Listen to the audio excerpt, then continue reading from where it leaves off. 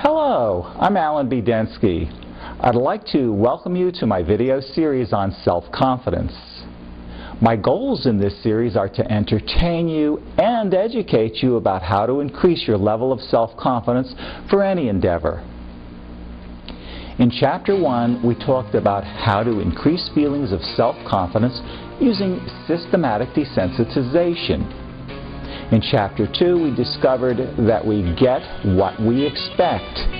So if we expect to fail, then we fail. And if we expect to feel confident and to be successful, then we are confident and we succeed. People who lack confidence tend to depend excessively on the approval of others in order to feel good about themselves. They tend to avoid taking risks because they fear failure. They often put themselves down and tend to discount or even ignore compliments that they do receive. Conversely, when you're a self-confident person, you'll be willing to risk the disapproval of others because you will trust your own instincts and abilities. You'll be able to accept yourself, and you won't feel like you have to conform in order to be accepted by others. Just because a person feels self-confidence in one or more aspects of their life doesn't mean that they'll feel confident in every part of their life.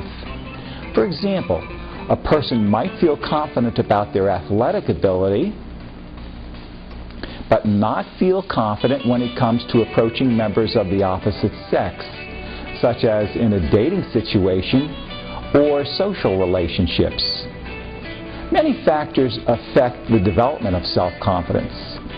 Parents' attitudes are crucial to the way children feel about themselves, particularly in their early years. When parents provide acceptance, children receive a solid foundation for good feelings about themselves. If one or both parents are excessively critical or demanding, or if they're overprotective and discourage moves towards independence, children may come to believe that they're incapable, inadequate, or inferior. However, if parents encourage a child's moves towards self-reliance and they're not overly critical when the child makes mistakes, the child will learn to accept him or herself and will be on the way to developing self-confidence. A lack of self-confidence is not necessarily related to a lack of ability. A lack of self-confidence is often the result of focusing too strongly on the unrealistic expectations of others, especially parents and friends.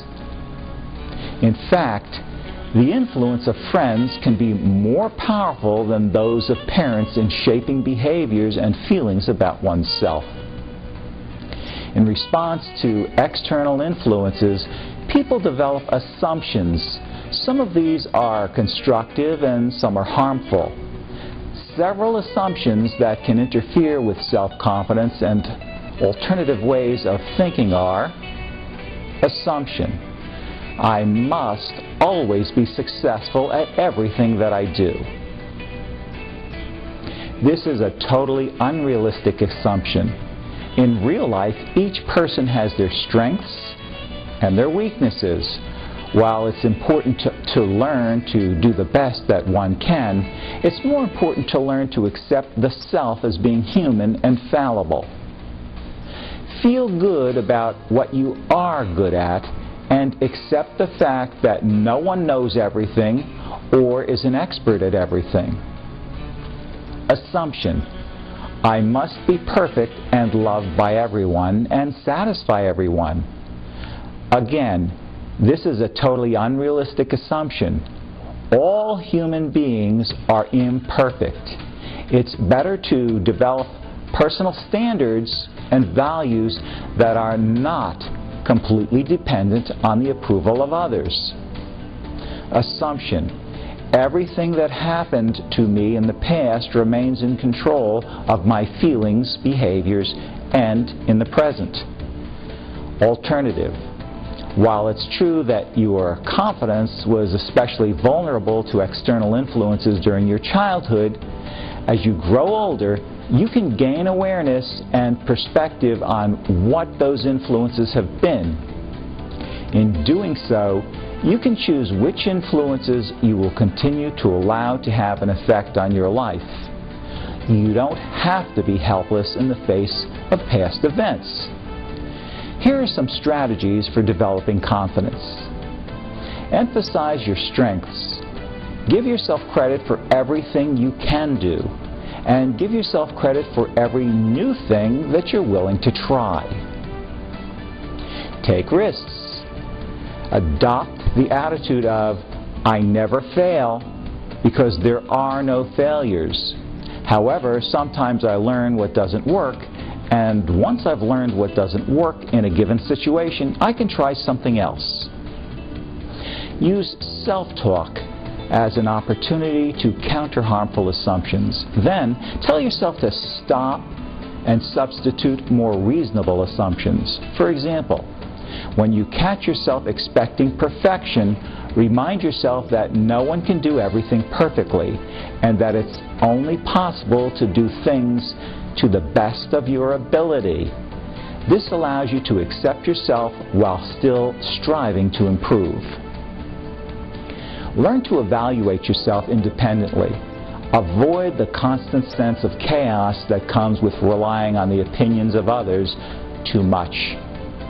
In the next chapter in this series, Chapter 4, I'll give you a list of specific questions that you can ask yourself that will help rapidly guide you to a state of increased self-confidence. If you'd like to see the next chapter in this series right now, or you want to move on to one of the other topics that I cover in my other videos, like weight loss, smoke cessation, overcoming allergies, then you should know that I host the Self-Hypnosis video blog, where you can easily access all of my free videos in one centralized place. This free library is a work in progress, so new videos are being constantly added. Thanks for watching.